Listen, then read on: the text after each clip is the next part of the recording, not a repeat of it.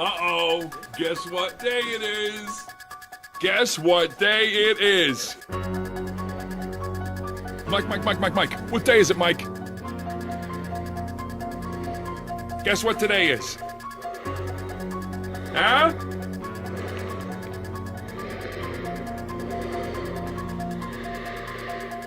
Oh, come on, I know you can hear me. Hey, Mike! Hey, Mike! What day it is? Hey, guess what day it is?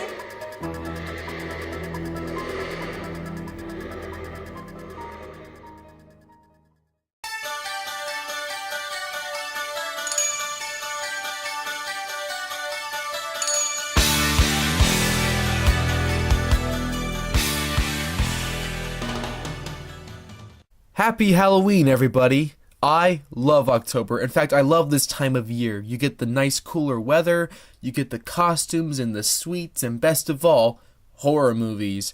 I don't love watching them for the scares, but I love watching them for their craft. Sadly, I think this genre of film is being severely mishandled with lots of god-awful found footage films, and I could spend hours talking about how much most horror movies suck these days, but I'm not here to talk about that today. Today, I'm here to talk about the good.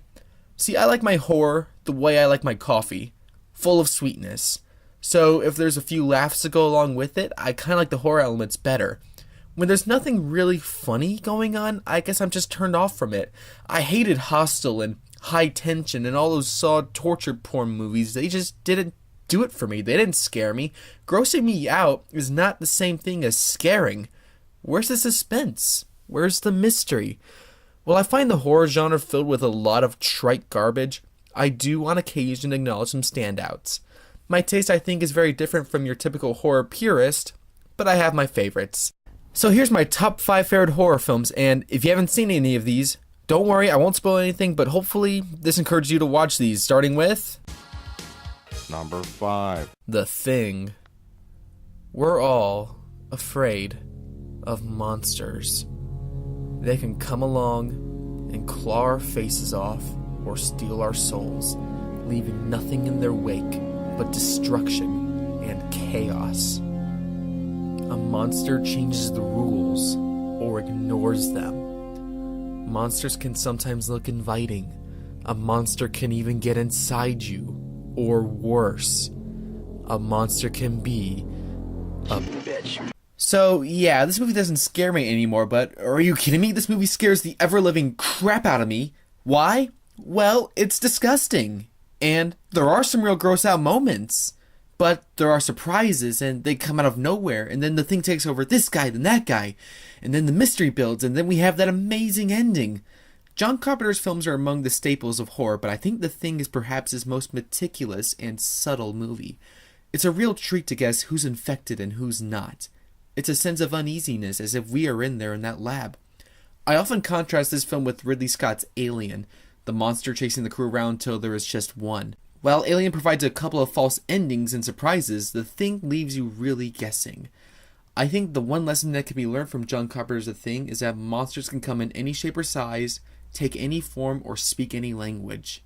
I'm still afraid of monsters, and you should be too. Number 4. The Fly.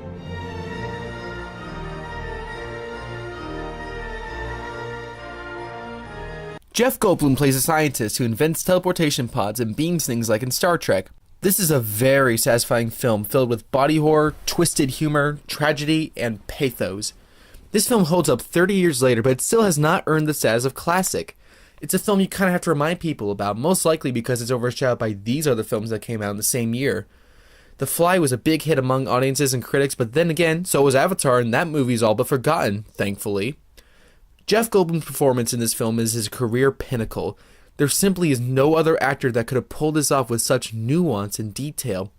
His typical jittering and stuttering is on full display, and it's also revealed that he is a real master of physicality in this film. Number 3. Nightmare on Elm Street. The original.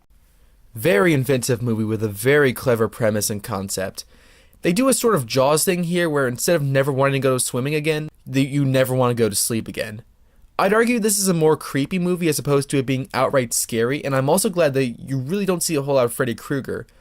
But this is a really well-directed film from the late, great Wes Craven, and if you ever wanted to marathon this franchise, but you only have time for 3 movies for whatever reason, here's what you do. Watch the first film, skip the second film, watch the third film, skip 4, 5, and 6, and then watch Wes Craven's New Nightmare. 1, 3, and New Nightmare. Those are the essentials, and yeah, you can skip the rest of the franchise. Number 2. Halloween. This one is a popular and obvious choice, but I love this movie nonetheless. I'll be very brief here. Halloween is practically a perfect movie for me. The storytelling with the limited shots is just great. Iconic visuals throughout and just a really fun and creepy time. Watch this movie in total darkness and you'll have a great time with it. And finally, we reach... Number 1. Evil Dead 2. Awesome movie. Now, for those that have never seen any of the Evil Dead movies, the films are very inconsistent. It's a bit like the Mad Max movies.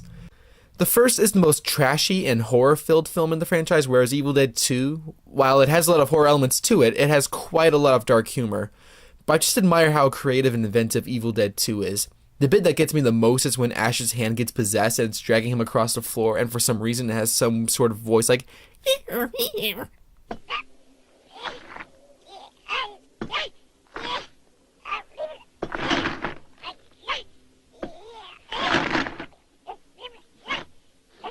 It's just very funny. I won't spoil what happens after that for anyone who hasn't seen it yet, but what happens is really inventive stuff. Bruce Campbell's such a brilliant actor within these films, and he's got great comedic timing.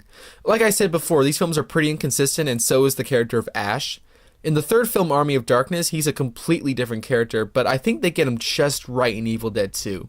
There's a brilliantly well-realized sequence of insanity where everything in the room starts laughing, and Bruce Campbell starts laughing along with them, and it's just so brilliant.